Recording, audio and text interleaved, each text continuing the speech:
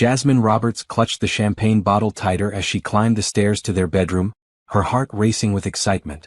David's promotion to senior partner deserved a proper celebration. She'd left work early, picked up his favorite dinner from that little soul food place on 5th Street, and even wore the red dress he'd bought her for their anniversary. The house felt different somehow. Quieter than usual for a Thursday evening. Maybe David was taking a nap before dinner. He'd been working such long hours lately, preparing for this promotion. She smiled, imagining his surprised face when she burst through the door with champagne and good news about her own upcoming project at the marketing firm. Jasmine pushed open their bedroom door, words of celebration already forming on her lips. "Surprise, baby. I thought we could." The champagne bottle slipped from her fingers, crashing against the hardwood floor in an explosion of glass and foam. Time seemed to freeze as her brain struggled to process what she was seeing. David wasn't alone. A woman with long, straight hair was pressed against him, her manicured hands tangled in his shirt. They sprang apart like teenagers caught by parents, but the damage was already carved into Jasmine's vision forever. "Jasmine." David scrambled to his feet, his face cycling through shock, guilt, and something that looked almost like annoyance. "You're supposed to be at work." The woman, tall, light-skinned, wearing what looked like expensive lingerie, grabbed for her clothes with practiced efficiency. This wasn't their first time here. In Jasmine's home. In her bed. "I wanted to surprise you," Jasmine whispered, her voice barely audible over the roaring in her ears. "For your promotion." David ran his hands through his hair, a gesture she'd once found endearing. Now it just looked guilty. "Listen, this isn't what it looks like." "Stop." The word came out stronger than she felt. "Just stop talking." The other woman was dressing quickly, avoiding eye contact. Jasmine studied her face, trying to place where she'd seen her before. Company Christmas party. David's law firm. She was one of the associates, wasn't she? Simone something. "Jasmine, if we could just sit down and talk about this like adults," David started. "Like adults?" Jasmine's voice cracked. "You want to talk about acting like adults?" 8 years of marriage. 8 years of supporting his career, hosting his colleagues, making excuses when he worked late. 8 years of believing they were building something together. 8 years of thinking she wasn't good enough, trying harder, being better. 8 years of lies. Where's Destiny? The question hit her like a physical blow. Their daughter. Their beautiful, innocent 8-year-old daughter who thought Daddy hung the moon. At your mother's, remember? You said she could spend the night since we were both working late. Right. She had said that. Back when she trusted him. Back when working late meant actually working. Simone finally looked up, her expression a mixture of defiance and embarrassment. "I should go." "Yes," Jasmine said, finding her voice again. "You should." The woman grabbed her purse and practically ran from the room. Jasmine heard the front door slam a few seconds later, the sound echoing through the house like a gunshot. David sat on the edge of their bed, his head in his hands. "I never meant for you to find out this way. But you meant for me to find out eventually?" He looked up, his eyes pleading. "It's complicated." "No, David.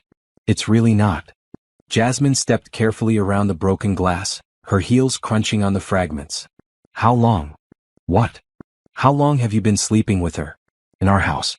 In our bed." Each word felt like pulling glass from her throat. "Jasmine, please." "How long?" He closed his eyes. 6 months. 6 months.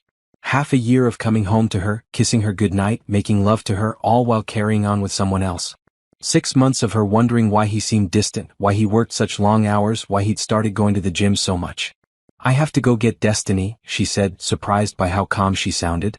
"We need to talk about this. We need to figure out what we're going to tell her." "We." Jasmine turned back to face him, and for the first time since she'd opened that door, she felt something other than shock and pain. She felt anger, bright and clean and powerful. "There is no we anymore, David. You made sure of that." She walked to their closet and pulled out a suitcase, moving with mechanical precision. Underwear, pajamas, work clothes, something nice for church.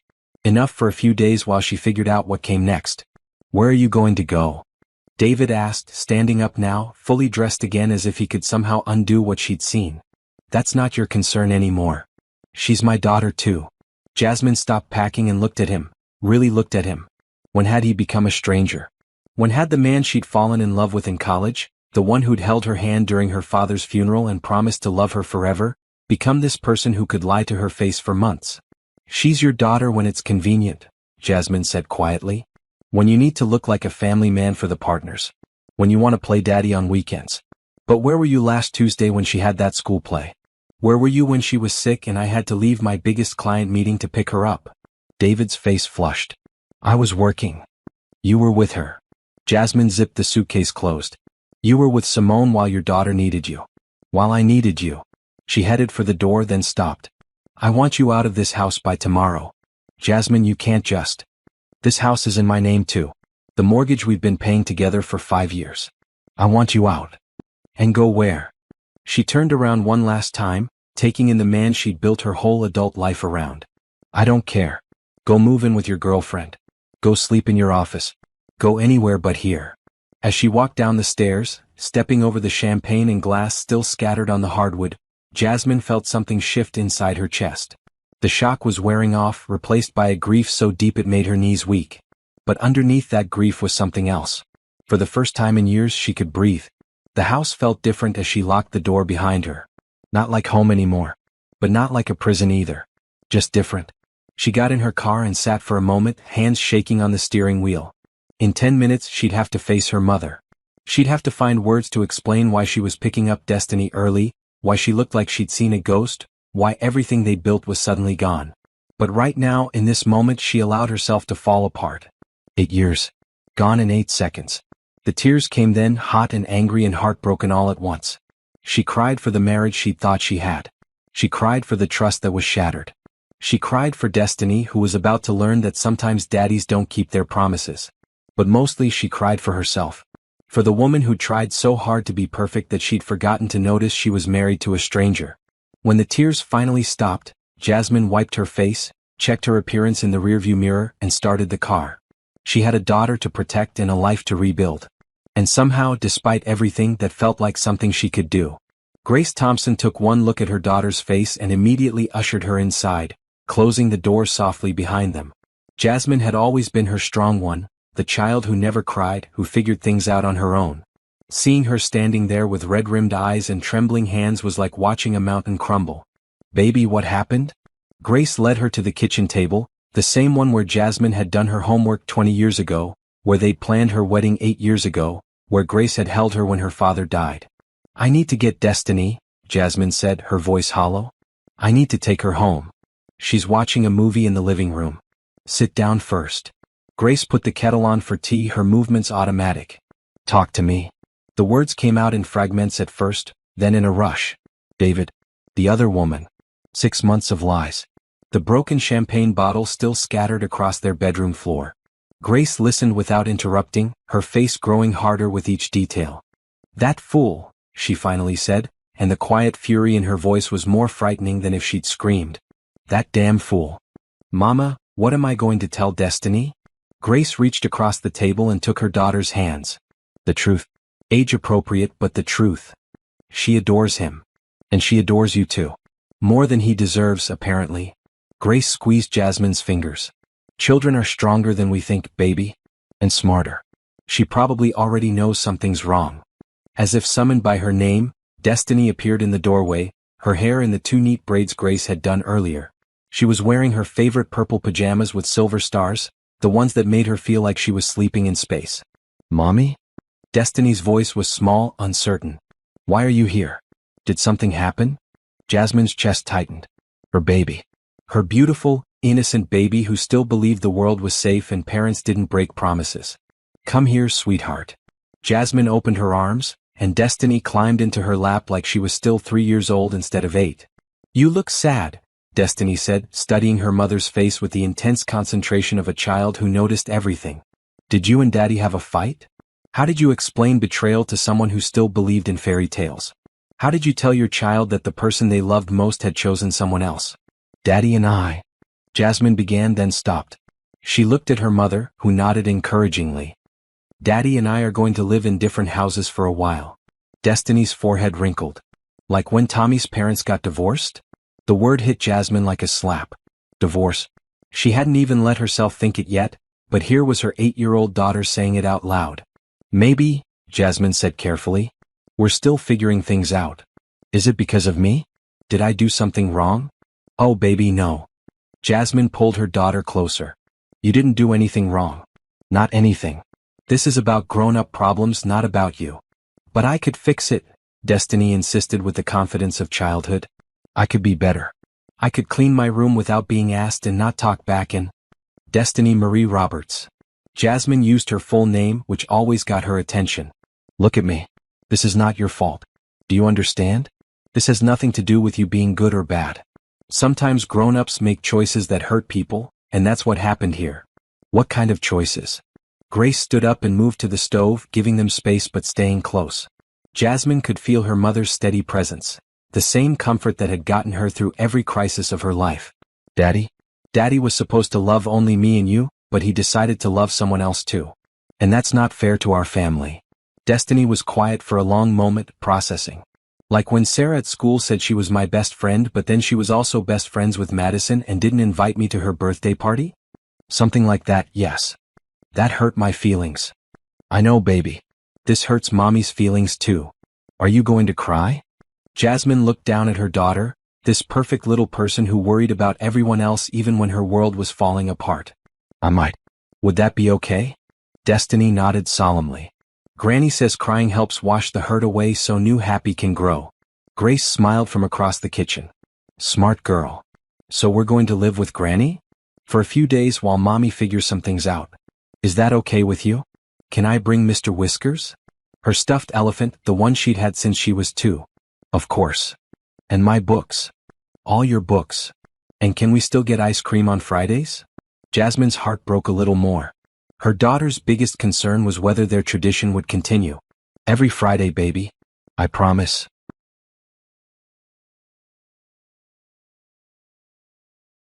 Destiny snuggled closer. Will Daddy visit? This was the harder question, the one Jasmine didn't have an answer for. I think so. We'll have to see. I love you, Mommy. I love you too, sweetheart. More than all the stars in the sky. Even more than Daddy loves that other lady? The question hung in the air like smoke. Jasmine met her mother's eyes over Destiny's head. How much did children understand? How much had Destiny already figured out? Much, much more than that, Jasmine said firmly. No one will ever love you more than I do. Good, Destiny said, apparently satisfied. Can we go get my stuff now? I want to sleep in the princess bed in Granny's spare room. Grace had decorated that room specifically for Destiny's visits, complete with a canopy bed and glow-in-the-dark stars on the ceiling. It had always been Destiny's favorite place. Let me call Mrs. Mitchell next door, Jasmine said. I want to make sure Daddy's not there when we go back. Mrs. Mitchell had lived next to them for 3 years, ever since her husband passed. She was one of those neighbors who noticed everything but minded her own business, until someone needed help.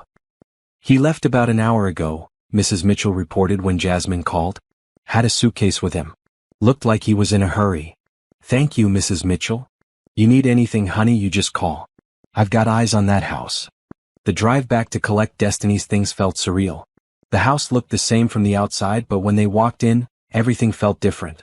Smaller somehow. Like a place they used to live instead of home.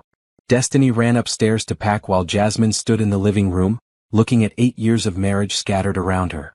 Wedding photos on the mantel. David's law books still stacked on the coffee table. A coffee cup with his initials that she'd bought him for Father's Day. Mommy, I can't find my library book, Destiny called from upstairs. Check under your bed, baby. Jasmine walked into the kitchen and stopped. David had cleaned up the broken glass and champagne from the hallway, but he'd left a note on the counter. Jasmine, I'm staying at the Marriott downtown. Room 412. We need to talk. David. She crumpled the note and threw it away. They'd talked enough for one day. Found it. Destiny bounced down the stairs with her backpack and a small suitcase, Mr. Whiskers tucked under one arm. I packed my favorite books and my school clothes and my church dress. What about pajamas? I want to wear the space ones to Granny's. They're lucky. Lucky how? They help me not be scared of the dark anymore. Maybe they'll help you not be sad anymore. Jasmine knelt down and hugged her daughter tight. How had she gotten so wise at 8 years old? You know what, baby? I think they might. As they loaded the car, Mrs. Mitchell appeared on her porch with a casserole dish. Figured you might not feel like cooking for a few days, she said, handing Jasmine the still warm dish. It's that chicken and rice your daughter likes. Mrs. Mitchell, you didn't have to.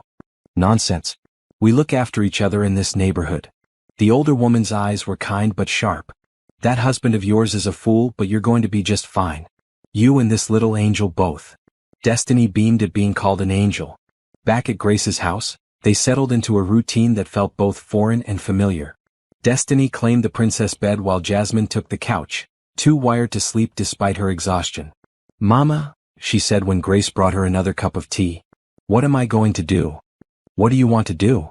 "I want to scream. I want to throw things. I want to go back to that house and burn all his clothes." Grace smiled. "All perfectly reasonable. What else?" "I want to protect Destiny.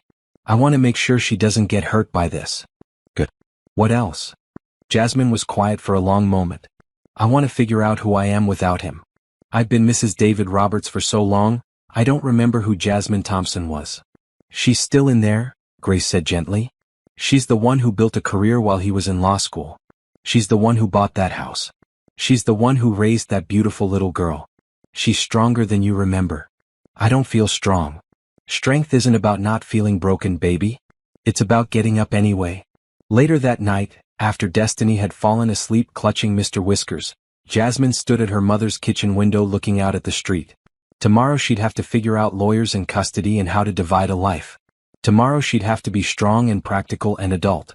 But tonight, she allowed herself to grieve for the family she'd thought she was building, for the man she'd thought she'd married, for the future that had been stolen from her in 8 seconds of truth. And underneath the grief she felt something else growing. Something that felt like possibility. For the first time in years she didn't know what came next. And maybe that wasn't such a bad thing after all. The law office of Patterson, Mills and Associates smelled like leather and old money, designed to intimidate. Jasmine sat in the waiting room, her hands folded in her lap, trying to look more confident than she felt. She'd chosen her outfit carefully, her best navy suit, the one that made her look professional and serious. She needed all the armor she could get. "Mrs. Roberts?" A woman emerged from one of the offices, tall and elegant with graying hair pulled back in a perfect chignon. "I'm Sarah Brooks. Thank you for coming in." Attorney Brooks led her to a conference room with floor-to-ceiling windows overlooking the city. Jasmine had driven past this building hundreds of times but never imagined she'd be sitting inside it, discussing the end of her marriage. "I've reviewed the information you provided over the phone," Attorney Brooks said, settling across from her with a thick folder. "Before we proceed, I want you to know that I've been practicing family law for 15 years, and I've seen cases like yours before. You're going to be okay." Something about her calm certainty made Jasmine's chest loosen for the first time in 3 days. "David called me," Jasmine said.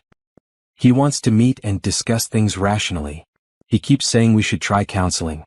"What do you want?" The question was simple, but Jasmine realized no one had asked her that yet. Everyone had opinions about what she should do, what was best for Destiny, what was practical. But what did she want? "I want him out of my house. I want custody of my daughter. And I want to never have to see that woman again." Attorney Brooks smiled. "Those are all reasonable things to want. Let's talk about how to get them." For the next hour they went through everything. The house, purchased jointly but with Jasmine's name on the original deed. Destiny's custody, no contest that Jasmine was the primary caregiver. David's assets, more complicated given his recent promotion and the law firm's partnership structure. "There's something else," Jasmine said when they'd covered the basics. "I think this has been going on longer than 6 months." "What makes you say that?" "Little things. He started going to the gym last January. Said he wanted to get in shape but he never went to gyms before. He got a new phone in February and put a password on it. He never had passwords before. And the business trips." Jasmine trailed off, remembering. Business trips. He started traveling more. Weekend conferences, client meetings that went overnight. "I thought it was because of the promotion he was working toward, but now..." Attorney Brooks made notes. "Do you have any evidence of these trips?" "Credit card statements, hotel receipts. I do the books for our household. I have everything." "Excellent. I'll need copies of all financial records for the past year. Bank statements, credit cards, investment accounts. Everything." "There's one more thing," Jasmine said, her voice getting smaller. "The woman, Simone Parker. She works at David's firm. I'm worried about, I don't know, workplace discrimination or something. If this gets messy." "Are you concerned about your own job?" "No, I work for a marketing firm downtown. But David's career. I spent 8 years supporting his ambitions. I hosted dinner parties for the partners, went to every firm event, played the perfect lawyer's wife. And now he throws it all away for someone he works with. Attorney Brooks leaned forward. Jasmine, I need you to understand something. David's career is not your responsibility. Not anymore. Your job now is to protect yourself and your daughter. The words hit harder than expected. For 8 years, David's success had been their success. His goals had been their goals. She turned down job opportunities that required travel because it would interfere with his schedule. She'd taken on all the household management so he could focus on work. When had she stopped being her own person? I need to ask some difficult questions, Attorney Brooks continued. Have there been other women? Other times you suspected something? Jasmine closed her eyes, thinking back. Maybe. There was a paralegal 2 years ago who seemed too friendly at the Christmas party. And last summer there were some late nights that didn't make sense. But I trusted him. I believed him when he said it was work. That's not your fault. It feels like it is. Like I should have known. Should have been smarter. Jasmine. Attorney Brooks's voice was firm. Cheating husbands don't cheat because their wives aren't smart enough to catch them. They cheat because they choose to. That's on David, not you. They spent another hour going over strategy. Attorney Brooks would file for separation immediately, requesting temporary custody and exclusive use of the marital home. They'd serve David with papers at his hotel, making it official. One last thing, the attorney said as they wrapped up. Are you prepared for him to fight this? To try to make you look like the unreasonable one? What do you mean? Men like David, successful, image-conscious, sometimes try to flip the narrative. Claim their wives are being vindictive or keeping the children from them out of spite. They present themselves as the reasonable party who just wants what's best for everyone. Jasmine thought about David's note, his calls requesting to discuss things rationally. Was that what he was doing? He's already started, she realized. The calls, the notes. He's trying to make it seem like I'm being dramatic. Document everything. Every call, every text, every attempt at contact. And Jasmine? Don't meet with him alone. If he wants to talk, it goes through lawyers now. Walking out of the law office, Jasmine felt simultaneously lighter and heavier. Lighter because someone was finally on her side, fighting for her interests. Heavier because this was really happening. The papers would be filed. David would be served. There would be no going back. Her phone buzzed with a text from her mother. Destiny's school called. She had a rough morning. I picked her up early. She's okay but asking for you. Jasmine's heart clenched. She'd been so focused on legal strategy that she'd almost forgotten. Destiny was falling apart too. She found her daughter curled up on Grace's couch, still in her school uniform but with tear tracks on her cheeks. Mr. Whiskers was clutched tight in her arms. Baby, what happened? Mrs. Peterson asked me to tell the class about my family for our project. Destiny said in a small voice. And I didn't know what to say. Because I don't know if Daddy still counts as family if he doesn't live with us anymore. Jasmine's heart broke into smaller pieces. Of course Daddy still counts as family. Just because he doesn't live with us doesn't mean he stops being your daddy. But Jenny Martinez said when her parents got divorced, her daddy got a new family and forgot about her. That's not going to happen to you. How do you know? It was a fair question. How did she know? David had already shown he was capable of betrayal, of putting his own desires above their family's well-being. How could she promise he wouldn't abandon Destiny too? Because Daddy loves you, she said, hoping it was true. Even when grown-ups make mistakes with each other, they still love their children. Do you still love Daddy? Another impossible question from an 8-year-old who needed the world to make sense. I love the daddy you deserve to have, Jasmine said carefully. And I love the daddy he used to be. But I'm very hurt by the choices he made. Are you going to get a new daddy for me? Like how Daddy got a new lady? Oh, sweetheart. I'm not thinking about new anything right now. Right now I'm thinking about you and me and figuring out how to be happy together. Destiny seemed to consider this. Can we still live with Granny? I like it here.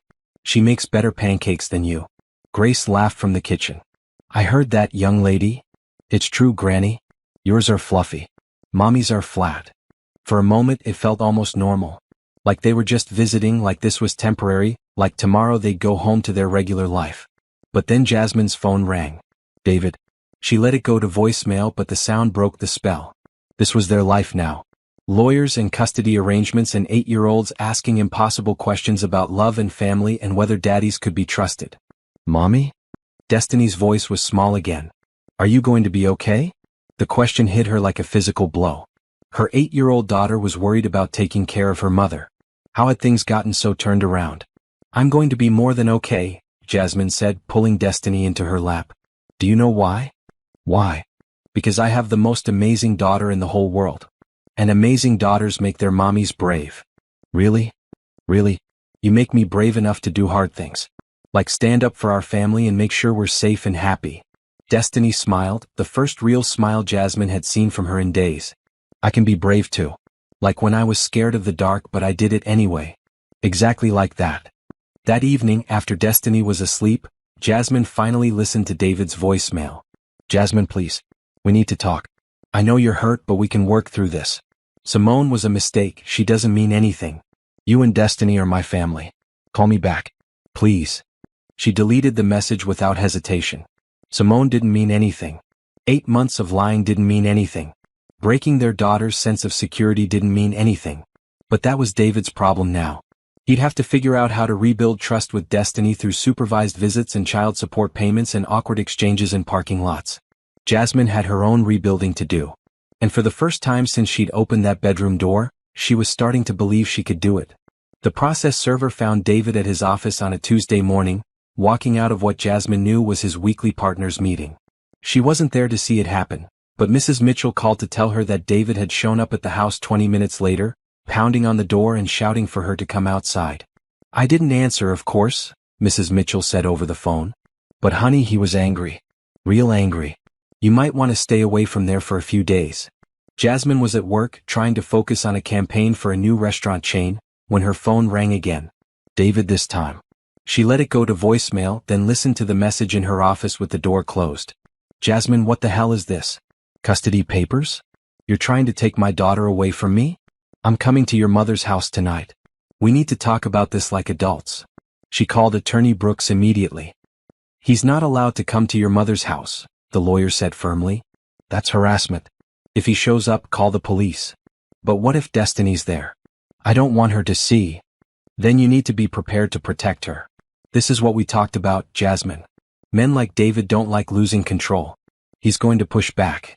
That evening, Jasmine picked up Destiny from her after-school program and drove to Grace's house with her stomach in knots. She'd already called her mother to warn her about David's threats. Let him come, Grace had said, her voice steel hard. I've got something for him. At 7 o'clock, David's Mercedes pulled into Grace's driveway. Jasmine watched from the living room window as he got out of the car, his movements sharp and angry. He was wearing his best suit, the one he wore to court when he needed to look intimidating. Grace met him at the door before he could knock. Grace, I need to speak to my wife. She's not your wife anymore, Grace said calmly. She's my daughter. And you're not welcome here. I have a right to see Destiny. You have the right to see her during your court-appointed visitation, which hasn't been scheduled yet. Jasmine could see David's jaw clench from where she was watching. He tried to look past Grace into the house. Jasmine, come out here. We need to talk. No shouting on my property, Grace said, stepping forward slightly. And no demands. You lost the right to make demands when you decided to cheat on my daughter in her own bed. David's face flushed red. This is between Jasmine and me. No, son. This became family business the minute you involved my granddaughter. Grace's voice was quiet, but it carried the weight of 60 years of dealing with men who thought they could intimidate women. Now you need to leave. I'm not leaving without seeing my daughter. Yes, you are. Destiny appeared beside Jasmine at the window. Is Daddy mad at us? Jasmine pulled her away from the window and toward the kitchen, but they could still hear the voices outside getting louder. I want to see my daughter. David was shouting now. And I want you to have been a faithful husband, Grace shot back. We don't always get what we want. You can't keep her from me. I'm not keeping her from you. The court will decide when and how you get to see her. Until then, you need to leave my property. This is ridiculous. Jasmine, I know you're in there. Stop hiding behind your mother and come talk to me. Jasmine felt something snap inside her chest. She handed Destiny to her grandmother, walked to the front door and stepped outside onto the porch. Don't you dare, she said, her voice low and furious. Don't you dare come to my mother's house and shout. Don't you dare upset my daughter. And don't you dare call me a coward when you're the one who spent 6 months sneaking around instead of telling me you wanted out of our marriage. David's expression shifted from anger to something that might have been shame, but it was gone too quickly. I never wanted out of our marriage, he said. I made a mistake. People make mistakes, Jasmine. 6 months isn't a mistake. It's a choice. A series of choices. She could feel her mother's strength behind her, Destiny's need for protection, and her own anger finally finding its voice. You chose her over us. Over and over again. For 6 months. It didn't mean anything. Stop saying that. The words exploded out of her. Stop saying it didn't mean anything. You risked our marriage, our home, our daughter's security for something that didn't mean anything? What does that make us, David? What does that make Destiny? That's not what I meant. It's exactly what you meant. You thought you could have both. The perfect family man image for your career and your little side piece for whatever she gave you that I didn't. David flinched at the crude words, and Jasmine felt a fierce satisfaction. Good. Let him be uncomfortable. Let him face what he'd actually done instead of hiding behind euphemisms and excuses. I want to work this out, he said, his voice smaller now. I want to save our marriage. There's nothing left to save. What about Destiny? Don't you think she deserves to have her parents together? And there it was. The manipulation attorney Brooks had warned her about. Making it about Destiny, making Jasmine the bad guy for not fixing what David had broken. Destiny deserves parents who respect each other and themselves, Jasmine said. She deserves to see what healthy relationships look like. She deserves better than watching her mother pretend everything's fine while her father lies to both of us. I wasn't lying. Every day for 6 months you came home to us and lied. Every, I love you, every kiss goodnight, every time you made love to me while you were sleeping with someone else, all lies. David ran his hands through his hair, the gesture that used to make her want to comfort him. Now it just looked pathetic. What do you want from me? He asked. You want me to grovel? Fine. I'm sorry. I'm sorry I hurt you. I'm sorry I was stupid. I'm sorry I threw away 8 years for something that meant nothing. There it is again, Jasmine said quietly. Something that meant nothing. If it meant nothing, why did you do it? You didn't have an answer for that. I want to see my daughter, he said finally. Then follow the legal process like everyone else. Schedule visits through the lawyers. Show up when you're supposed to. Be the father she deserves instead of the husband you weren't. This is my daughter too. Then act like it. Be someone she can trust. Be someone she can count on. Don't just show up here making demands when it's convenient for you. Grace stepped forward slightly, a subtle reminder that Jasmine wasn't alone in this fight. You need to leave now, Grace said, before the neighbors call the police about a disturbance. David looked around, suddenly seeming to notice that several neighbors had come out onto their porches to watch. His face flushed red again, embarrassment this time, not anger. This isn't over, he said to Jasmine. Yes it is, she replied. Our marriage is over. Our family as we knew it is over. The only thing left is figuring out how to co-parent Destiny in a way that doesn't hurt her more than you already have. David got back in his car and drove away, tires screeching slightly as he pulled out of the driveway. Jasmine stood on the porch for a long moment, her legs shaking with adrenaline and leftover anger. She'd never stood up to David like that before. In 8 years of marriage she'd been the peacekeeper, the compromiser, the one who smoothed things over. It felt terrifying and liberating at the same time. Proud of you, baby, Grace said quietly, putting an arm around her shoulders. They went back inside to find Destiny sitting at the kitchen table, carefully coloring in a coloring book but clearly listening to everything. Is Daddy coming back tonight? She asked without looking up. No, sweetheart. Daddy's going to call before he comes to visit from now on. Was he mad at me? No, baby. Daddy wasn't mad at you. He was upset about grown-up things. Destiny considered this, then looked up. Are you okay, Mommy? You sounded different outside. Different how? Stronger. Like when you told that mean lady at the store that she couldn't cut in front of us in line. Jasmine smiled despite everything. Yeah, I guess I did sound like that. I liked it, Destiny said, going back to her coloring. You sounded like you weren't scared anymore. That night, after Destiny was asleep, Jasmine sat with her mother at the kitchen table drinking tea and going over what had happened. He's going to try to make this ugly, Grace said. Men like David don't like being told no by women they think they own. I was never so angry in my life, Jasmine admitted. Part of me wanted to hit him. But you didn't. You used your words and you stood your ground. That's what matters. I keep thinking about what he said. About Destiny deserving to have her parents together. Grace was quiet for a moment. Do you think Destiny would be better off watching you pretend to forgive him? Watching you try to trust someone who's already proven he can't be trusted? Learning that women should accept betrayal as long as it keeps the family together? No, Jasmine said immediately. I would never want her to think that. Then you're doing the right thing. Jasmine's phone buzzed with a text from David. I meant what I said. This isn't over. Destiny is my daughter and I have rights. She showed the text to her mother. Save that, Grace said. And any others like it. Your lawyer will want to see them. He's going to fight for custody, isn't he? Maybe. But Jasmine, you've been Destiny's primary caregiver for 8 years. You're the one who gets up with her when she's sick, goes to her school plays, helps with homework. You know her teacher's name, her best friend's birthday, what she's afraid of in the dark. That matters in court. But he's a lawyer. He knows how to make himself look good. And you're her mother. You know how to actually be good. Later, lying on her mother's couch and listening to the house settle around her, Jasmine thought about the moment she'd stepped onto that porch. 4 years she'd avoided confrontation with David, told herself it was because she was keeping the peace, maintaining harmony. But really she'd been afraid. Afraid of his anger, afraid of being wrong, afraid of not being enough. Tonight she'd been angry too. And she'd discovered something important. Her anger was bigger than her fear. David could hire the best lawyers, could try to paint her as the vindictive ex-wife, could make all the threats he wanted. But he couldn't make her afraid anymore. And that felt like the beginning of something powerful. 3 weeks later, Jasmine sat in Attorney Brooks' office staring at a stack of documents that painted a picture she hadn't wanted to see.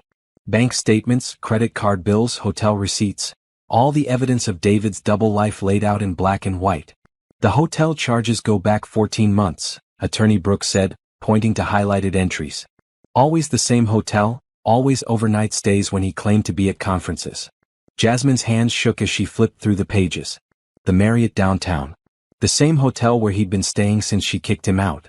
He'd been taking Simone there for more than a year. And these restaurant charges, the attorney continued. Expensive places, always for 2 people, always on nights when you thought he was working late. 14 months. Not 6 like he'd claimed. 14 months of elaborate lies, of looking her in the eye and telling her he was working when he was actually building a relationship with someone else. There's more, Attorney Brooks said gently. The jewelry purchases. 3 separate charges at Tiffany & Company over the past year, totaling over $8,000. Jasmine had never seen any jewelry from Tiffany. He was buying her jewelry, she whispered. With our money. While I was clipping coupons and trying to save for Destiny's college fund. I know this is hard to see. No. Jasmine's voice was stronger than she felt. I need to see it. I need to know exactly what kind of man I was married to. They went through everything. The business trips that were actually romantic weekends. The client dinners that were dates. The overtime that was spent in hotel rooms and expensive restaurants, all paid for with their joint credit card. How much? Jasmine asked when they'd gone through all of it. Total expenditure on the affair? Close to $30,000 over 14 months. $30,000. Destiny's college fund. The kitchen renovation Jasmine had been saving for. The family vacation they'd been planning for this summer. All spent on another woman. There's something else, Attorney Brooks said, pulling out another folder.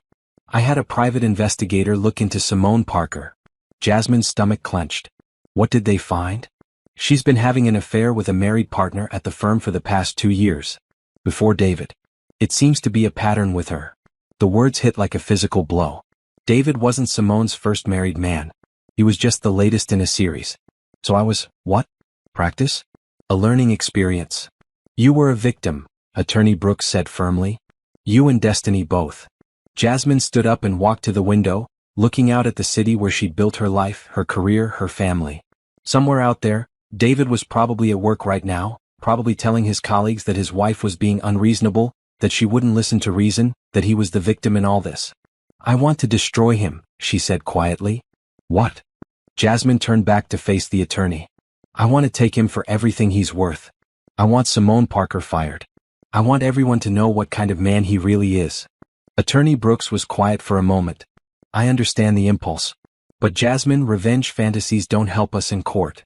What helps is documentation, evidence, and a clear strategy focused on your actual goals. My actual goals? Full custody of Destiny. A fair division of assets that accounts for his financial infidelity. Spousal support if you need it. Child support that actually covers Destiny's needs. Jasmine sat back down, forcing herself to focus on the practical instead of the emotional. What are my chances? With this evidence? Very good. The financial infidelity alone is going to hurt him badly. Judges don't like it when people spend marital assets on affairs. And custody? You've been Destiny's primary caregiver. You have no history of neglect or abuse. David's been having an affair for over a year, lying to his family, spending their money on another woman. Unless there's something else I don't know about, custody shouldn't be an issue. There isn't anything else. Jasmine paused. At least I don't think there is. God, how can I be sure of anything anymore? The investigator didn't find any other red flags. No drugs, no gambling, no other women. Just Simone. Just Simone. As if one affair wasn't enough. What happens now? We file for divorce and request temporary custody and support. David will probably counter with his own requests. Maybe 50-50 custody, maybe a claim that you're being vindictive. His lawyers will try to make this about your emotional state rather than his behavior. Meaning? They'll paint you as the angry ex-wife who's trying to punish him through the children. They'll say you're not thinking clearly, that you're being irrational. Jasmine laughed, but there was no humor in it. Irrational. For being upset that my husband spent 14 months lying to me and $30,000 of our money on another woman. I know. But that's how these things go sometimes. The person who gets betrayed becomes the problem for not getting over it fast enough. Well, I'm not getting over it. Not anytime soon. Good, Attorney Brooks said firmly. Getting over it is not your job right now. Protecting yourself and Destiny is your job. That evening, Jasmine picked up Destiny from her after-school program and drove to their old house to collect more of their belongings. David was supposed to be at work, but his car was in the driveway. She almost turned around and left, but then she saw Destiny's face in the rearview mirror. Her daughter had been asking about her books, her art supplies, her stuffed animal collection. She deserved to have her things. Stay in the car for just a minute, baby, Jasmine said. Let me make sure it's safe to go in. She found David in the kitchen, sitting at their table with papers spread in front of him. He looked up when she walked in and she could see the dark circles under his eyes, the wrinkled shirt that suggested he'd been sleeping badly. Good, she thought, then immediately felt guilty for the thought. Jasmine. I didn't know you were coming by. I'm getting Destiny's things. You're supposed to be at work. I took the afternoon off. I've been trying to figure out this. He gestured to the papers on the table. Divorce documents, she realized. He'd been served with her petition. There's nothing to figure out, David. Sign them and send them back to your lawyer. $30,000, he said quietly. You're claiming I spent $30,000 on her. You did spend $30,000 on her. I have the receipts. He put his head in his hands. I never meant for it to go on so long. But it did. For 14 months. The investigator your lawyer hired has been calling my colleagues. People at work are starting to ask questions. Jasmine felt a flash of satisfaction, followed immediately by concern. What kind of questions? About my ethics. About my judgment.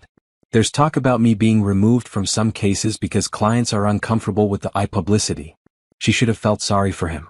Part of her did. But mostly she felt tired. That's not my problem anymore, David.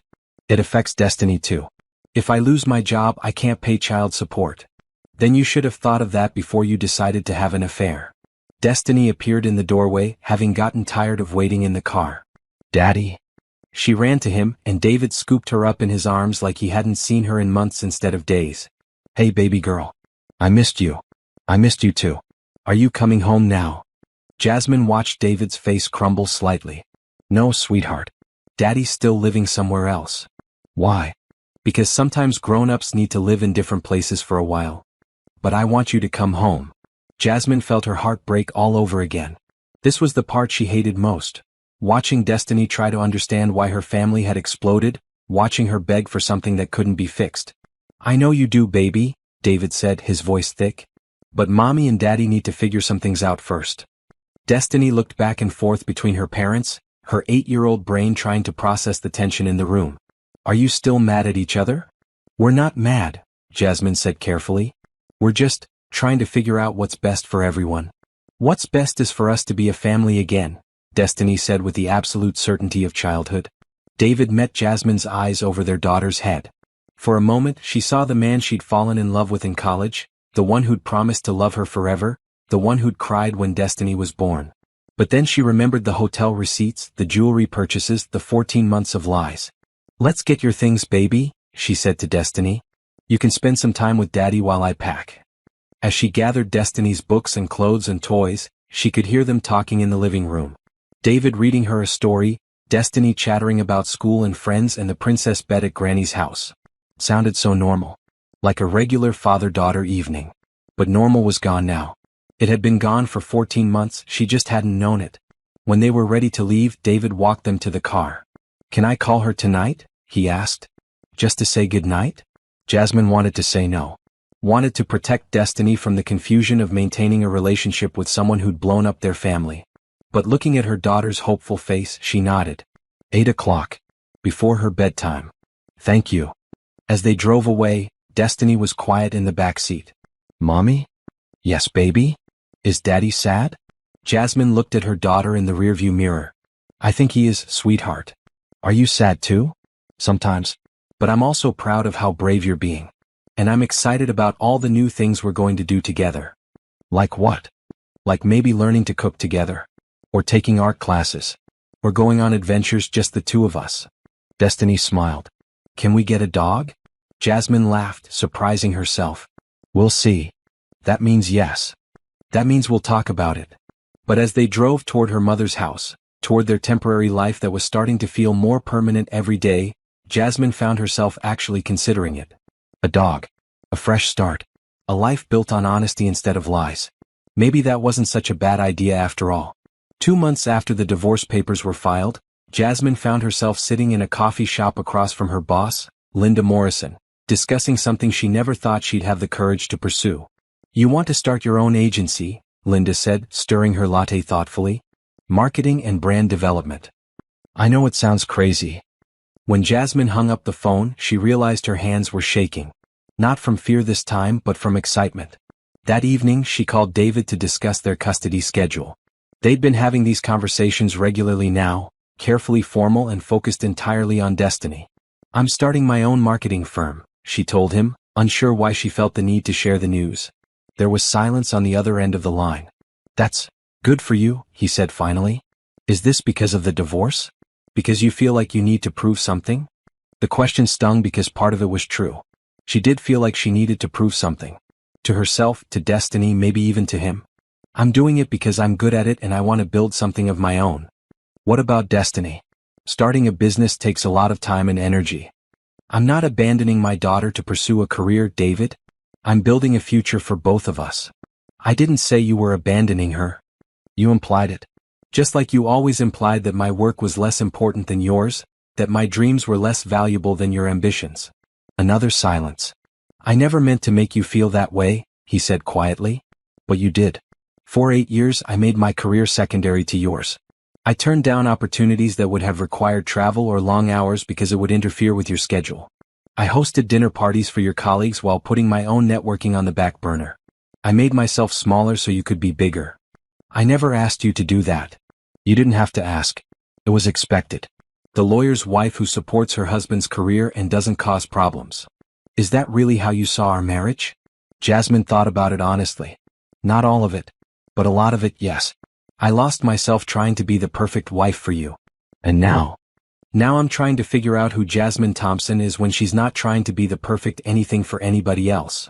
After they hung up, Jasmine sat in her mother's living room feeling lighter than she had in months. She'd been honest with David about things she'd never been able to articulate during their marriage. Whether it changed anything between them didn't matter. It changed something in her. "How did it go?" Grace asked, settling beside her on the couch. "Good. Scary but good.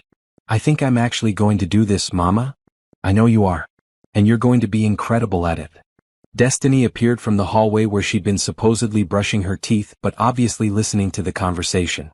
"Are we going to be rich?" she asked, climbing between them on the couch. Jasmine laughed. "I don't know about rich. But we're going to be independent. We're going to build something that belongs to us. Can I help?" "How would you like to help?" "I could draw pictures for your customers. And answer the phone. And tell everyone how good you are at making things pretty." Jasmine hugged her daughter tight. "You know what? I think you'd be excellent at all of those things. Can we get business cards? With my name on them?" "Absolutely. You can be my junior consultant." Grace smiled, watching them plan their empire from her living room couch. "You know what this reminds me of?" she said. "What?" When you were Destiny's age, you used to set up a pretend office in your bedroom. You'd make appointments for your dolls and tell them how to solve their problems. I remember that. You said I was bossy. I said you were a natural leader. There's a difference. Looking at her daughter's excited face, at her mother's proud smile, at the business plans spread across the coffee table, Jasmine felt something she hadn't experienced in years. Hope. Not hope that things would go back to the way they were. Hope that they would become something entirely new. Something built on truth instead of lies, on her own strength instead of someone else's approval, on the kind of love that didn't require her to make herself smaller. For the first time since she'd opened that bedroom door and watched her life explode, Jasmine was excited about what came next. The court hearing was scheduled for a Thursday morning in October. Jasmine sat in the hallway outside the courtroom, her hands folded in her lap, trying to project more confidence than she felt. Attorney Brooks sat beside her, reviewing notes and occasionally glancing at David and his lawyer across the hall. David looked polished and professional in his best navy suit, every inch the successful attorney. His lawyer, Marcus Webb, was someone Jasmine recognized from firm events. Expensive, aggressive, and known for making ugly divorces even uglier. Remember, Attorney Brooks said quietly, answer only what you're asked. Don't volunteer extra information. Don't let them make you defensive. Jasmine nodded, her mouth dry. In a few minutes, she'd have to sit in that courtroom and defend her right to primary custody of her own daughter, justify her decision to end her marriage, prove that she was the better parent. It felt surreal. Destiny was at school, blissfully unaware that her parents were in court deciding her future. Grace was watching the business. Jasmine's client list had grown to 12 small businesses in just 2 months, keeping her busy even as her personal life fell apart in legal proceedings. All rise for the Honorable Judge Patricia Williams. The bailiff's voice cut through Jasmine's nervous thoughts. Judge Williams was a black woman in her 50s, known for being fair but tough. Jasmine tried to take that as a good sign. The first hour was mostly procedural, financial disclosures, asset division, the basic mechanics of dismantling 8 years of shared life. David's lawyer tried to argue that Jasmine was being vindictive by requesting the house, that she was trying to punish David financially. Your Honor, Attorney Brooks responded, Mrs. Roberts was the primary financial contributor to the down payment on this house, having used her inheritance from her deceased father. She's also been the primary caregiver for the couple's daughter for 8 years. Keeping the family home provides stability for the child. And the alleged financial misconduct? Judge Williams asked, looking over her glasses at the stack of receipts and bank statements. Mr. Roberts spent over $30,000 of marital assets on an extramarital affair, Your Honor. Hotel rooms, expensive dinners, jewelry for his companion. This is documented financial infidelity. David's lawyer stood. Your Honor, my client admits to poor personal judgment, but Mrs. Roberts is inflating these numbers and mischaracterizing normal business expenses. Business expenses? Judge Williams interrupted. Mr. Webb, are you telling me that jewelry purchases at Tiffany & Company are business expenses for a family law attorney? That's not what I meant, Your Honor. Good. Because that would concern me greatly about your client's understanding of business ethics. Jasmine allowed herself a small smile. Judge Williams was not buying the excuses. But then came the custody discussion and David's lawyer went on the attack. Your Honor, Mrs. Roberts has been alienating my client from his daughter since their separation. She's refused to allow reasonable visitation, moved the child out of the family home without notice, and is now attempting to use the minor child as a weapon against my client. Jasmine's jaw dropped. That's not true. Attorney Brooks put a warning hand on her arm. Objection, Your Honor. Mrs. Roberts has facilitated regular phone calls and visits according to the temporary order. Mr. Roberts has seen his daughter every other weekend for the past 2 months. But only supervised visits, David's lawyer pressed. Mrs. Roberts refuses to allow overnight visitation, claims my client is somehow dangerous to his own child. Because he showed up at my mother's house shouting and making threats, Jasmine said before she could stop herself. Mrs. Roberts, Judge Williams said firmly, personal marital issues don't necessarily impact parenting ability, Your Honor. Mr. Webb, are you familiar with the concept of moral fitness as it relates to child custody? David's lawyer shifted uncomfortably. Of course, Your Honor, but because lying to one's family for over a year, spending marital assets on an affair, and then becoming aggressive when confronted with the consequences suggests a significant lack of judgment and moral character. Jasmine felt her chest loosen slightly. Judge Williams was not impressed with David's behavior. However, the judge continued, the court's primary concern is the best interests of the child. Mrs. Roberts, I'd like to hear from you directly. What custody arrangement do you believe would be best for your daughter? Jasmine stood, her legs shaking slightly. This was it. Everything came down to this moment. Your Honor, I want Destiny to have a relationship with her father. Despite everything that's happened between us, he's still her daddy and she loves him. But I also want her to feel safe and stable. And you don't believe she would feel safe in her father's care? I believe she would feel confused and hurt if she were forced to spend equal time in a home where her father brings his girlfriend. Destiny is 8 years old. She's already struggling to understand why her family fell apart. I don't think she should be exposed to the woman who helped destroy her parents' marriage. Has Mr. Roberts indicated he plans to have his girlfriend around during his parenting time? Jasmine looked at David, who was staring at his hands. He hasn't said one way or the other, Your Honor. Judge Williams turned to David. Mr. Roberts, what are your intentions regarding Miss Parker's presence during your parenting time? David stood slowly. Your Honor, Simone and I, we're trying to work things out. She's an important part of my life now, and eventually Destiny would need to accept that. The courtroom was silent for a moment. Jasmine stared at him in disbelief. He was actually planning to have Destiny spend time with the woman he cheated with. I see, Judge Williams said, her voice carefully neutral. And how do you think your 8-year-old daughter would feel about being required to accept your affair partner? Children are resilient, Your Honor.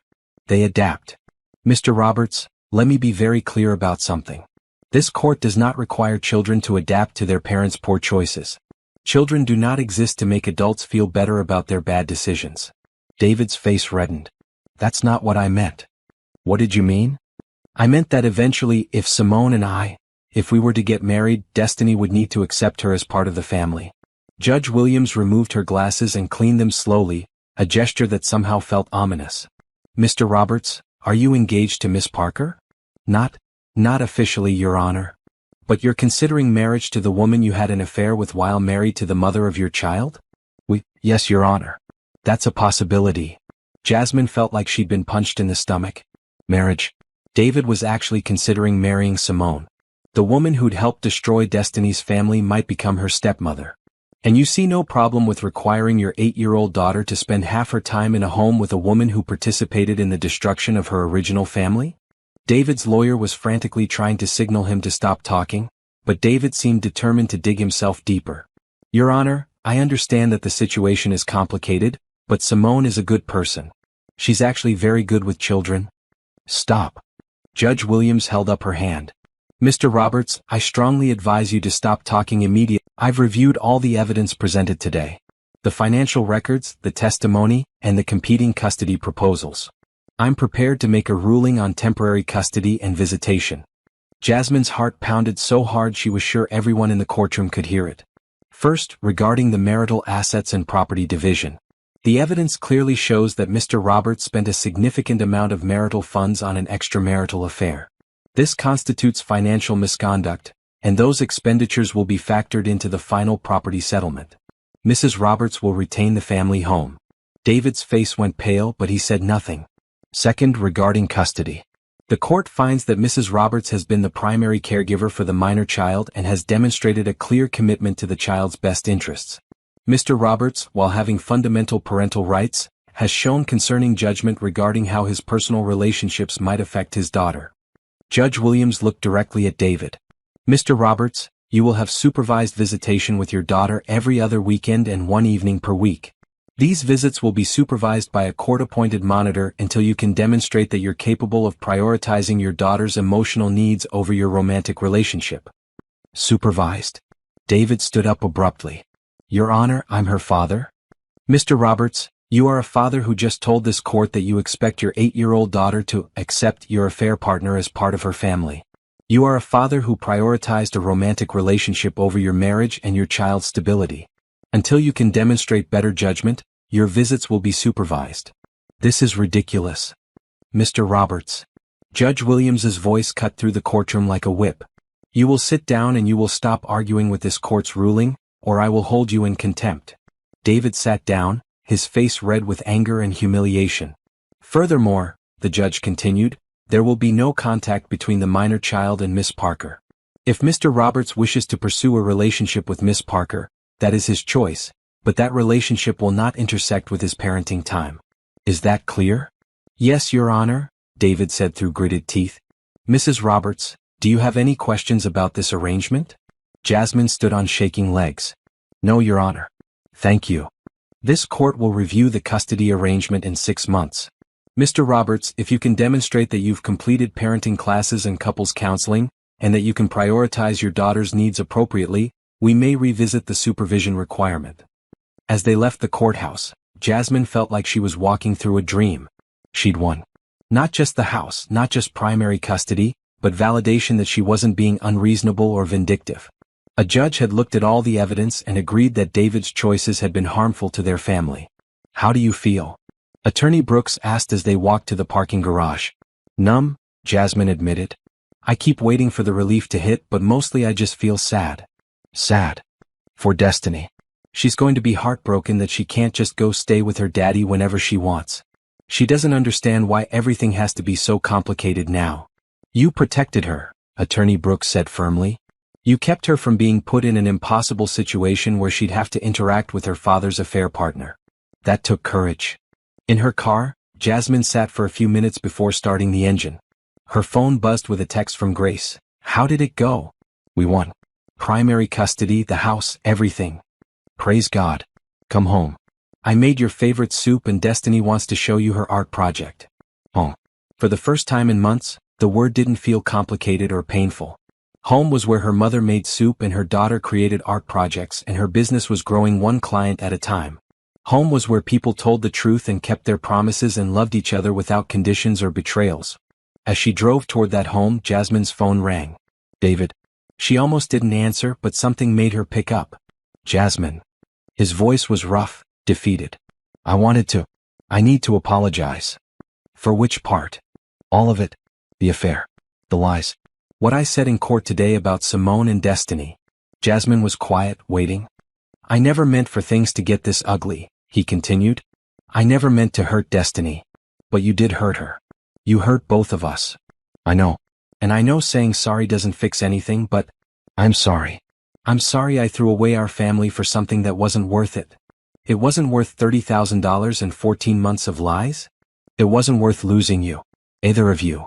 For a moment, Jasmine felt an echo of the old pain, the grief for the marriage she'd thought they had.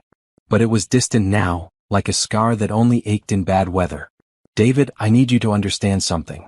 I'm not keeping Destiny from you to punish you.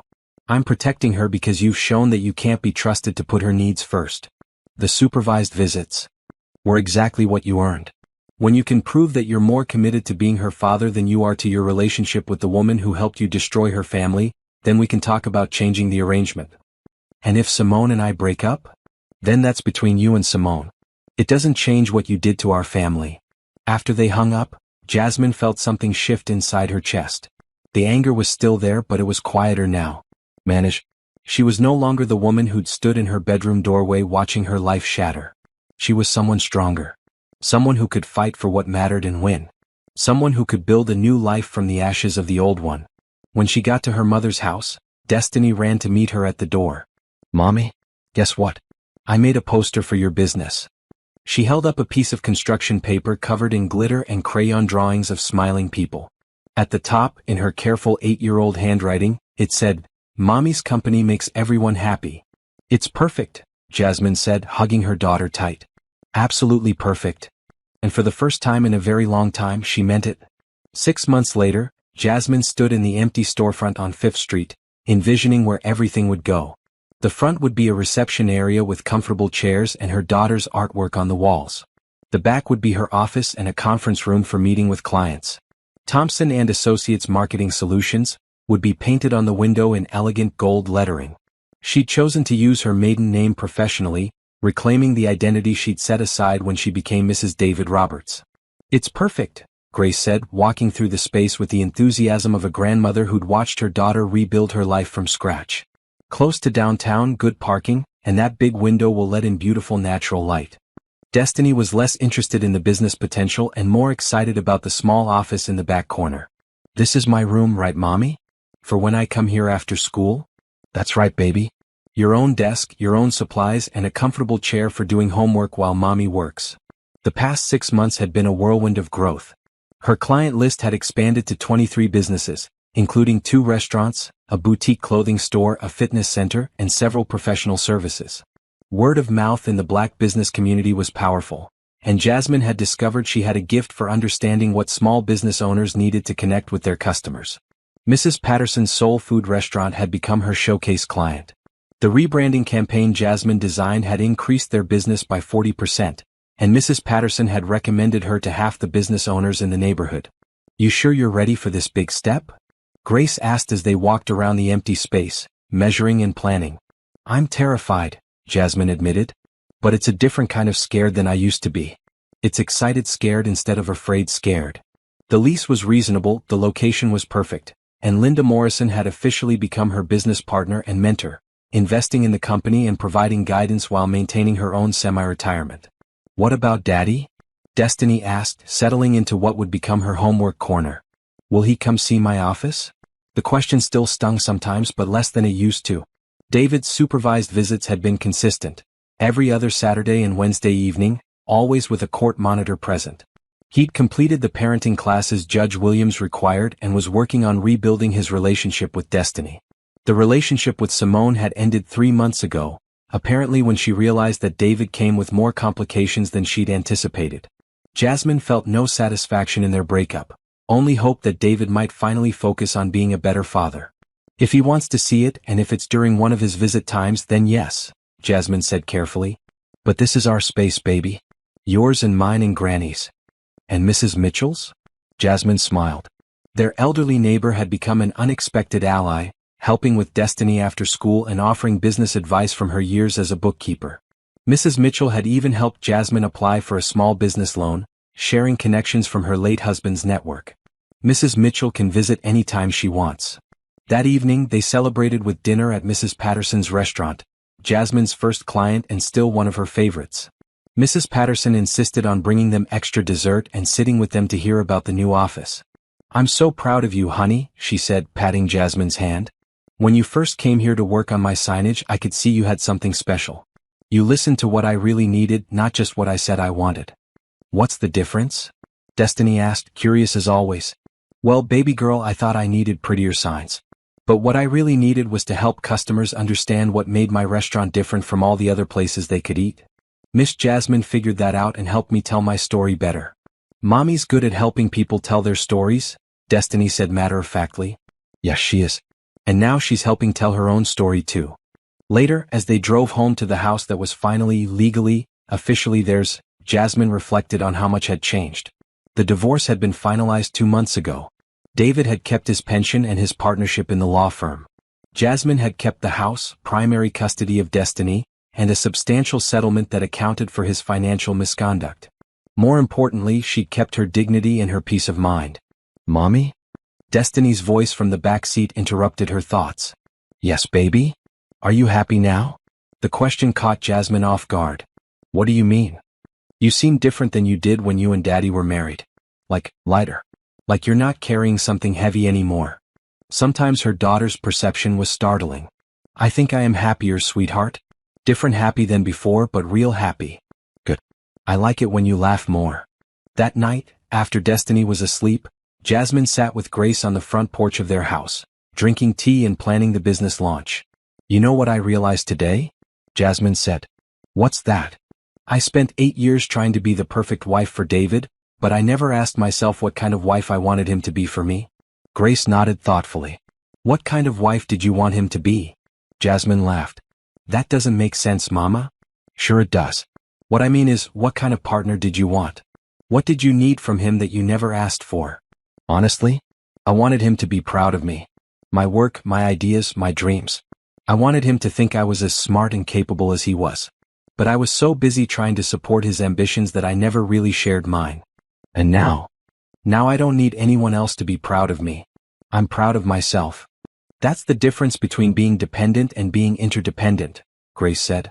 When you're dependent, you need someone else to make you feel valuable. When you're interdependent, you bring your own value to the relationship. Think I'll ever want to try again? Marriage, I mean. Grace smiled. I think someday you might meet someone who sees your strength and your independence and loves you more because of it, not in spite of it. Someone who makes you more yourself, not less. And if I don't? Then you'll have built an amazing life with your daughter and your business and your community. There are worse things than being single and successful and surrounded by people who love you. The next week, Jasmine signed the lease on her office space and scheduled the grand opening for a month later. She hired a part-time assistant, a recent college graduate named Kia who reminded her of herself at that age, full of ideas and ambition. She also made a decision about David's visitation. I want to request that the supervision be lifted, she told Attorney Brooks during their monthly check-in. Are you sure? The court order doesn't require you to make that request. I know. But David's been consistent with his visits. He's completed all the classes the judge required. And Destiny needs to have a real relationship with her father, not just monitored visits. What changed your mind? Jasmine thought about it. I'm not afraid of him anymore. I'm not afraid he'll try to poison Destiny against me or manipulate her emotions. I trust myself to handle whatever happens. And if he introduces her to another girlfriend? Then we'll deal with it when it happens. But I can't control David's choices. I can only control my response to them. The motion was filed and approved. Starting the next month, David would have unsupervised visits with Destiny every other weekend and one evening per week. When Jasmine told Destiny the news, her daughter's face lit up. Really? I can go stay at Daddy's apartment and he can make me pancakes and we can watch movies? Really? But Destiny, I need you to remember something. If anything happens during your visits that makes you uncomfortable, you can always call me. Day or night, okay? What kind of uncomfortable? If Daddy brings someone around that you don't want to meet. If he says things about Mommy that hurt your feelings. If he makes promises he doesn't keep. Anything that doesn't feel right. Destiny nodded solemnly. I can take care of myself, Mommy. You taught me to be brave. Yes, I did. And you taught me too. The grand opening of Thompson & Associates Marketing Solutions was everything Jasmine had dreamed of. The office was filled with clients, friends, neighbors and local business owners. Mrs. Patterson catered the event, Grace managed the guest book, and Destiny gave tours of her homework corner to anyone who would listen. Linda Morrison made a speech about Jasmine's talent and vision. Several clients shared success stories about how her marketing strategies had helped their businesses grow. The mayor even stopped by to welcome the new business to the community. But the moment that meant the most was when Mrs. Mitchell pulled Jasmine aside near the end of the evening. I want you to know something, honey, she said quietly. I've been watching you for months now, ever since all that trouble started with your husband. I've seen you fall apart and put yourself back together, and I want you to know, you're not the same woman who used to live next door to me. What do you mean? That woman was trying so hard to be perfect that she forgot to be powerful. This woman? Mrs. Mitchell gestured around the office at the celebration, at Destiny showing off her art on the walls. This woman knows who she is and what she's worth. As the last guests left and Jasmine locked up her new office, she stood for a moment looking at the gold lettering on the window. Thompson & Associates. Her name, her business, her dream made real. Her phone buzzed with a text from David. Congratulations on the new business. Destiny showed me the pictures. I'm proud of you. For the first time in a year, a message from David didn't make her stomach clench or her jaw tighten. It was just, nice. A kind gesture from someone who'd once been important to her and would always be connected to her through their daughter. She texted back, thank you. She's excited about her visit starting next weekend. Me too. I won't let her down, Jasmine. I know you won't. And surprisingly, she meant it. 1 year later, Jasmine stood at the back of Destiny's school auditorium, watching her daughter accept an award for outstanding academic achievement. 9 years old now, Destiny had grown taller and more confident, her smile bright as she shook hands with Principal Anderson. That's my grandbaby, Grace whispered proudly, taking pictures with her phone. David was there too, sitting 3 rows ahead with his parents, who'd driven in from Atlanta for the ceremony. He'd been consistent with his visitation for the past year, and his relationship with Destiny had grown stronger without the artificial barrier of supervision. The relationship between Jasmine and David had evolved too. Not friendship exactly, but a kind of respectful partnership focused entirely on their daughter's well-being. They texted about school events and medical appointments. They attended parent-teacher conferences together, sitting on opposite sides of the room but presenting a united front when it came to Destiny's education. It wasn't perfect, but it worked. After the ceremony, families gathered in the hallway for pictures and congratulations. Destiny ran to Jasmine first, her award clutched in her hand. "Mommy, did you see? I got the Academic Excellence Award." "I saw, baby. I'm so proud of you." David approached them carefully, and Jasmine felt the familiar moment of awkwardness that still happened at these shared events. "Great job, kiddo," he said to Destiny, giving her a hug. "Grandma and Grandpa Roberts are here to see you too." Destiny's face lit up. She loved David's parents, who'd always been kind to Jasmine even during the worst parts of the divorce. "Can I go say hi to them?" "Of course," Jasmine said. "We'll be right here." As Destiny ran off to her grandparents, David turned to Jasmine. "She's doing really well," he said. "Her teacher says she's reading at a 6th grade level." "I know. She reads to me every night." Jasmine paused, then decided to share something. "She's been asking about starting piano lessons." "That's a great idea. I could help with the cost if you want." "I can handle it, but thank you. The business is doing well." This was new territory for them. Casual conversation about their daughter without the underlying tension of legal battles or custody fights. It was still strange but not unpleasant. "I heard you're expanding," David said. "Opening a second office?" Jasmine was surprised he knew. "Where did you hear that?" "Destiny mentioned it during our last visit." "She's very proud of you." "I'm proud of her too. She's handling everything so well, considering her parents got divorced because her father was an idiot?" The bluntness of it caught Jasmine off guard. David had never been quite so direct about his role in their family's dissolution. "You weren't an idiot," she said carefully. "You made choices I couldn't live with, but that doesn't make you an idiot. It makes me something. I threw away 8 years of marriage and nearly destroyed my relationship with my daughter for someone who dumped me the minute things got complicated." "David." Jasmine wasn't sure what to say. She'd moved past the anger, but she wasn't ready for his regret either. "I'm not trying to make you feel sorry for me," he said quickly. I want you to know that I understand what I lost, what I gave up, and I'm grateful that you've let me stay in Destiny's life despite everything." Before Jasmine could respond, Destiny came bouncing back with David's parents in tow. "Grandma Roberts wants to take me out for ice cream to celebrate," she announced. "Can I go, Mommy? Please?" Jasmine looked at David's mother, a kind woman who'd always treated her like a daughter. Despite the divorce, their relationship had remained warm. "Of course, sweetheart. Just be back by 7 for dinner." As they left, Grace appeared at Jasmine's side. "How was that?" she asked, having witnessed the conversation with David. "Strange. He seems different. Sadder maybe. More aware of what he lost." "And how do you feel about that?" Jasmine considered the question. "I feel sorry for him, but not in a way that makes me want to fix anything. More like feeling sorry for someone who gets caught in the rain because they didn't bring an umbrella." "That's healthy," Grace said. "You can have compassion for him without taking responsibility for his choices." That evening, Jasmine worked late at her office, preparing for a presentation to a potential new client, a chain of beauty salons looking to rebrand.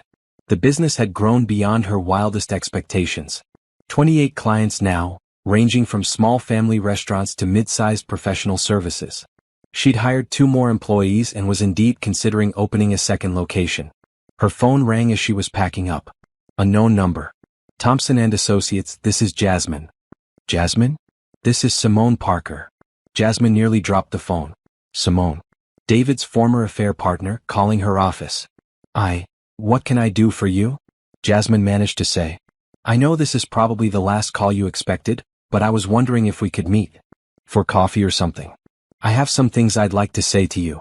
Every instinct told Jasmine to hang up. What could this woman possibly have to say that she needed to hear? "Why?" she asked instead. "Because I owe you an apology. A real one. And because I think there are some things you should know about David. About that whole situation." "Simone, I'm not interested in rehashing." "It's not about rehashing anything. It's about..." "Look, I know I'm probably the last person you want to talk to, but I've been in therapy for the past year, trying to figure out why I keep making the same mistakes with married men, and I realized I never took responsibility for my part in what happened to your family." Jasmine was quiet, processing. Part of her was curious about what Simone had to say. Part of her never wanted to see or speak to the woman again. "One coffee," she said finally. "In public. And if I decide I want to leave, you don't follow me or try to continue the conversation." "Agreed. Thank you, Jasmine." "Really?" They met 3 days later at a coffee shop downtown, neutral territory that neither of them had history with. Jasmine arrived first and chose a table by the window, where she'd feel less trapped. Simone looked different than she remembered from that horrible day. Smaller somehow, less polished. More human. "Thank you for agreeing to meet with me," Simone said as she sat down. "I honestly wasn't sure you would. I wasn't sure I would either. I want to start by saying I'm sorry. Not for dating David, we were both adults and he was separated when we started seeing each other seriously. But for what happened before that. For being part of something that hurt you and your daughter." Jasmine studied her face, looking for signs of manipulation or hidden agenda. She saw only what looked like genuine remorse. "Why now?" Jasmine asked. "It's been over a year. Because I've been doing a lot of work on myself, trying to understand why I keep getting involved with unavailable men. And I realized that I never actually faced what I participated in. I told myself that David's marriage was already over, that I wasn't really breaking up a family because the family was already broken. But that was a lie I told myself to avoid feeling guilty. His marriage wasn't over. You didn't know anything was wrong. I helped him lie to you for months." Jasmine felt some of the old anger stirring, but it was manageable now. Distant. "You did," she agreed. "You helped him lie to me and to our daughter." "I know. And I'm sorry. I'm sorry I was selfish and thoughtless and willing to be part of something that hurt innocent people." They sat in silence for a moment. Jasmine sipped her coffee and studied this woman who'd been part of the worst period of her life. "Is that all you wanted to say?" "Not quite." Simone shifted uncomfortably. "There's something else. Something I think you should know about David." "What?" "The affair didn't start when he said it did. It started almost 2 years ago, not 14 months. Jasmine felt the coffee turn bitter in her mouth. "What?" "We met at a bar association event in early 2022. We started talking. Flirting. Nothing physical at first, but definitely emotional. The physical part started about 6 months later. 2 years. 2 full years of betrayal, not 14 months. Why are you telling me this?" "Because he lied to you in court. And because..." Simone hesitated. "Because you deserve to know the truth about what you were dealing with. David's very good at compartmentalizing, at telling himself that something doesn't count if it doesn't meet his technical definition of cheating." Jasmine set down her coffee cup carefully, afraid her hands might shake. "Was I the first wife he cheated on, or just the first one who caught him? I don't know about other wives, but I wasn't his first affair." The words hung in the air like smoke. Jasmine felt something settle into place in her mind, a final piece of understanding about the man she'd been married to. "Thank you for telling me," she said finally. "Are you okay?" "I'm fine. Honestly, it explains some things. Why the divorce felt necessary instead of tragic. Why I never really grieved the loss of our marriage, just the loss of what I thought our marriage was. You're stronger than I would be in your situation." Jasmine looked at this woman who'd been part of dismantling her life and felt, surprisingly, a kind of pity. "Simone, can I ask you something?" "Of course. Are you still looking for married men to date?" Simone's face flushed red. "I'm not dating anyone right now. I'm trying to figure out why I keep making the same mistakes. I hope you do figure it out. Not for my sake but for yours. And for the sake of the wives who don't know yet." As Jasmine walked back to her car, she felt lighter somehow. Not because of the apology, though she was glad Simone had taken responsibility for her actions. But because the final piece of her old life had been resolved. David hadn't just made one mistake with one woman. He was someone who cheated. Someone who lied. Someone who'd been doing it longer and more systematically than she'd known. And she'd gotten out. She'd saved herself and Destiny from a life built on lies. Her phone buzzed with a text from her daughter. "Mommy, can we get pizza for dinner? Daddy's dropping me off at 6 and he said he might stay for dinner if that's okay?" Jasmine smiled and texted back, "Pizza sounds perfect. Tell Daddy he's welcome to stay." 6 months ago, the idea of having David over for dinner would have felt impossible. But now it just felt like co-parenting. Like adults who shared a child and could be in the same room without drama or tension. She'd built something better than the life she'd lost. She'd built something real. 2 years after the divorce was finalized, Jasmine stood in front of the bathroom mirror in her newly renovated master bedroom, getting ready for Destiny's 10th birthday party. The house looked nothing like it had during her marriage to David.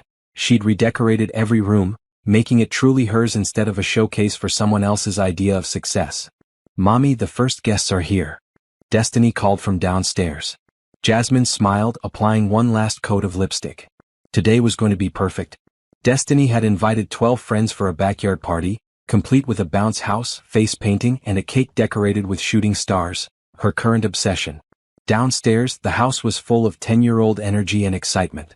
Grace was directing the older kids to help set up games while Mrs. Mitchell supervised the face painter they'd hired.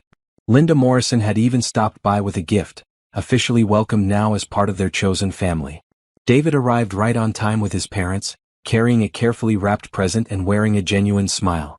His relationship with Destiny had grown stronger over the past year, and he'd proven himself to be a reliable and caring father, even if he hadn't been a trustworthy husband. "The yard looks amazing," he told Jasmine as they watched Destiny and her friends jump in the bounce house. "She's going to remember this party forever." "That's the plan." They stood together comfortably, two people who'd learned how to be successful co-parents despite their history.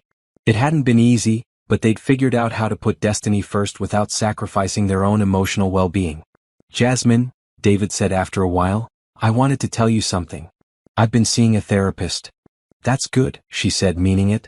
"I've been trying to understand why I made the choices I made. Why I sabotaged something good for something temporary." Jasmine glanced at him, curious despite herself. "What did you figure out?" "That I was scared," he admitted. "Scared of being successful, scared of having something real to lose. So I sabotaged it before it could disappoint me or before I could disappoint it." "That's very insightful." "The therapist says I have issues with intimacy and commitment. That I created chaos to avoid dealing with real closeness." Jasmine considered this. It actually made sense thinking back over their marriage. The way David had always seemed most comfortable when they were solving problems or dealing with crises. The way he'd pulled away whenever things were going too well. "I'm glad you're working on it," she said. "For your sake, but mostly for Destiny's." After she hung up, Jasmine sat in her office looking around at what she'd built. Awards from local business organizations lined the shelves. A photo of her and her team at the grand opening of their second location sat on her desk next to pictures of Destiny at various school events. This was her life now. Not perfect but honest. Not without challenges but built on truth instead of lies. Her computer chimed with an email from a potential new client. A nonprofit organization that worked with women transitioning out of domestic violence situations. They needed help with their marketing and fundraising efforts. As Jasmine read their message, she felt a familiar stirring of purpose. This was the kind of work that mattered. The kind that made a difference beyond just profit margins and brand recognition. She was composing her reply when she heard footsteps on the stairs. Grace appeared in the doorway with 2 cups of tea. "Working late again?" "Just finishing up. And Mama, guess what? The Small Business Administration wants to feature us in their annual report." Grace's face lit up with pride. "Of course they do. You've built something remarkable here. We've built something remarkable. I couldn't have done any of this without you." Grace settled into the comfortable reading chair Jasmine had placed by the window. "You would have found a way. That's who you are." "Is it? Sometimes I still feel like I'm pretending to be someone braver than I actually am." "Baby, brave isn't about not being scared. Brave is about being scared and doing what needs to be done anyway. You've been brave your whole life, you just didn't know it." They sat in comfortable silence for a while, drinking tea and listening to the house settle around them. Their house now, filled with genuine peace instead of carefully maintained appearances. "Mama, can I ask you something?" "Always." "Do you think I'll ever want to get married again?" Grace smiled. "Do you want to?" "I don't know. Sometimes I think it would be nice to have a partner, someone to share things with. But then I remember how much of myself I lost trying to be the perfect wife, and I'm not sure I ever want to risk that again." "What if you met someone who made you more yourself instead of less? Someone who celebrated your strength instead of being threatened by it? Does that actually exist?" "I think so. But Jasmine, you don't need another person to complete you. You're already complete. If someone comes along who adds to your life without requiring you to diminish yourself, that's different. But you're not incomplete without a partner. Sometimes I feel like I should want it more. Like there's something wrong with me for being so content with our life as it is." "There's nothing wrong with you. You've built a beautiful life with your daughter, your mother, your business, your community. That's not settling or giving up. That's choosing what actually makes you happy instead of what other people think should make you happy." The next morning was a Saturday, and Jasmine woke to the smell of pancakes and the sound of Destiny chattering excitedly about something. She found them in the kitchen, Grace at the stove and Destiny at the table with what looked like college brochures spread out in front of her. "College brochures?" Jasmine asked, raising an eyebrow. "You're 10 years old." "I know, but I want to plan ahead. I want to study business like you and art like I love, and maybe psychology so I can help people like Daddy's therapist helps him. Grace laughed. This child has been up since 6 o'clock making lists and looking up schools on my tablet. I want to be prepared, Destiny said seriously. And I want to make sure I can get scholarships so you don't have to worry about paying for everything. Jasmine's heart swelled with love and pride. Her daughter was already thinking about the future with confidence and optimism, assuming she'd have choices and opportunities, planning to contribute rather than just receive. Baby, you don't have to worry about college costs. That's my job. I know, but I want to help. We're a team, right? Right. We're definitely a team. After breakfast, they spent the morning working in the garden Jasmine had planted in the backyard. It was something she'd never had time for during her marriage, but now she found it therapeutic to work with her hands, to plant things and watch them grow. Mommy, look. Destiny called from the tomato plants. The first ones are turning red. Perfect timing. We can make salsa for Mrs. Patterson's restaurant. Can we take some to Daddy too? He said he's trying to eat healthier. Of course we can. David had been making genuine efforts to be a better person, not just a better father. He'd lost weight, started exercising regularly, and even begun volunteering with a legal aid organization that helped low-income families with custody issues. Jasmine's phone rang while they were working. Linda Morrison. Jasmine, I have news. Big news. What kind of news? The kind where a major corporation wants to hire us to handle the marketing for their entire Southeast region. The kind where we'd need to expand to at least 3 more locations and hire 20 more people. Jasmine sat down heavily on her garden bench, dirt-covered gloves still on her hands. How major are we talking? Major enough that you'd never have to worry about money again. Major enough that you could probably retire by 40 if you wanted to. And the downside? It would change everything. The company would get big, corporate, complicated. You'd spend more time managing and less time creating. And there would be travel, lots of it. Jasmine looked at Destiny, who was carefully watering the pepper plants and humming to herself. At Grace, who was deadheading the roses and looking completely content. At their house, their garden, their peaceful Saturday morning routine. Can I think about it? Of course. But Jasmine? You should know that this is the kind of opportunity most people in our business dream about their entire careers. After Linda hung up, Jasmine sat in her garden trying to imagine what that kind of success would look like. More money, more prestige, more recognition. But also less time with Destiny, less involvement in the day-to-day operations she loved, less connection to the small businesses that had been her foundation. What's wrong, Mommy? Destiny asked, noticing her thoughtful expression. Not wrong exactly. Just thinking about some big decisions. What kind of decisions? Business decisions. About whether to make the company much bigger than it is now. Destiny considered this seriously. Do you want it to be bigger? I'm not sure. Bigger would mean more money and more success, but it would also mean less time with you and Granny, and I'd have to travel a lot. Well, that's easy then. Easy how? Money's nice, but family's better. You already have enough money to be happy, right? So why would you want to trade time with people you love for more money you don't need? Out of the mouths of babes. That evening, Jasmine called Linda back. I'm honored by the opportunity, she said, but I'm going to pass. Are you sure? This kind of offer doesn't come along often. I'm sure. I've built the life I want, Linda. I don't need to risk it for someone else's idea of success. What if we could negotiate the travel requirements? What if? Linda, I appreciate you looking out for me, but my answer is no. I like the size we are. I like being involved with every client. I like being home for dinner with my daughter every night. That's worth more to me than any amount of money. There was silence on the other end of the line. You know what, Jasmine? I think you might be the smartest person I know.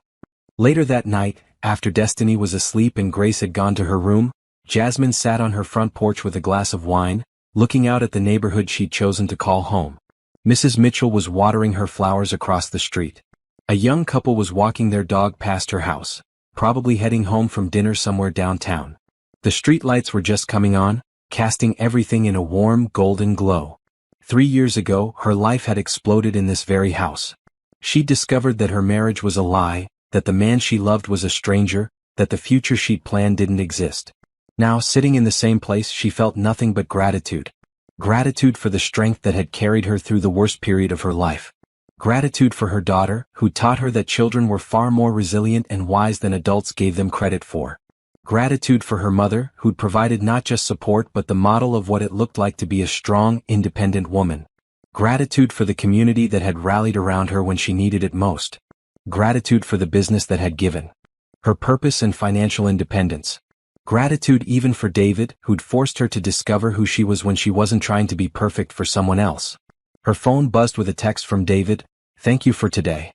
Destiny had an amazing party, and I know it was because of all the work you put into making her happy. You're an incredible mother." She texted back, "Thank you. You're becoming an incredible father. I'm trying. I want to be someone she can be proud of." "You already are." As she got ready for bed that night, Jasmine looked at herself in the bathroom mirror. Same face, same eyes, but somehow completely different from the woman who'd stood in this room 3 years ago trying to understand how her life had fallen apart. This woman wasn't trying to be perfect. She was trying to be real. This woman wasn't afraid of being alone.